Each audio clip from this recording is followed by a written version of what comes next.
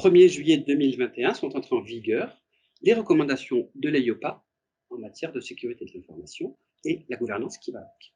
La CPR, de son côté, demande désormais aux assureurs de se doter d'une politique écrite de sécurité de l'information, politique placée sous l'autorité et donc la responsabilité du conseil d'administration, avec à la clé la création d'une fonction nouvelle, fonction sécurité de l'information, en plus du RSSI, fonction qu'elle ne remplacera pas. Le risque cyber est sur le haut de la pile de l'ensemble des dirigeants de l'assurance. Plusieurs raisons à cela. En plus d'être un risque opérationnel, cela ouvre un champ de risques à couvrir et donc un champ de développement pour l'assurance. D'autre part, les sinistres, les attaques se font de plus en plus nombreuses chez les clients comme chez les assureurs, déni de service, ransomware, hacking de données.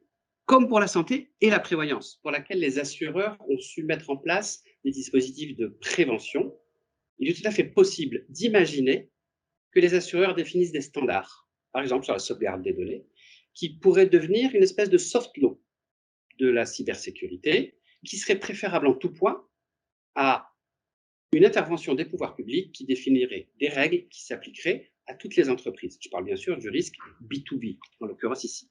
Alors le cloud, qui n'en est qu'à ses débuts, va ouvrir des services innovants. Avec ces services vont s'accompagner des risques en termes de cybersécurité qu'il faudra couvrir.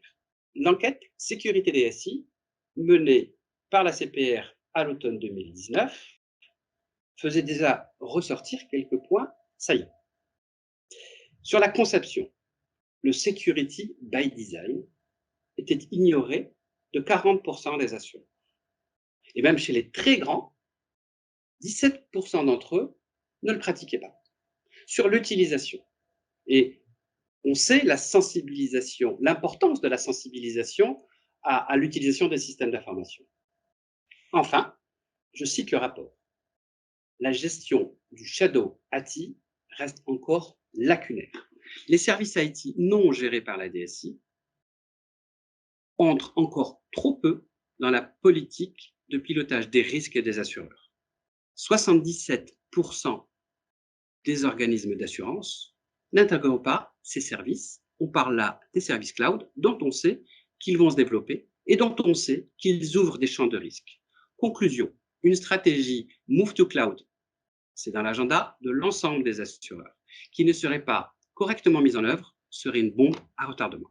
Chez Micropole, nous savons que le cloud sera un accélérateur de la transformation digitale.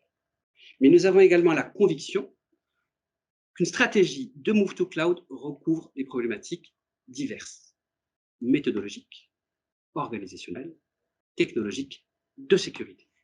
Elle nécessite une approche rigoureuse, méthodologique. Il n'y aura pas de place pour l'amateurisme, car les problèmes se paieront cash.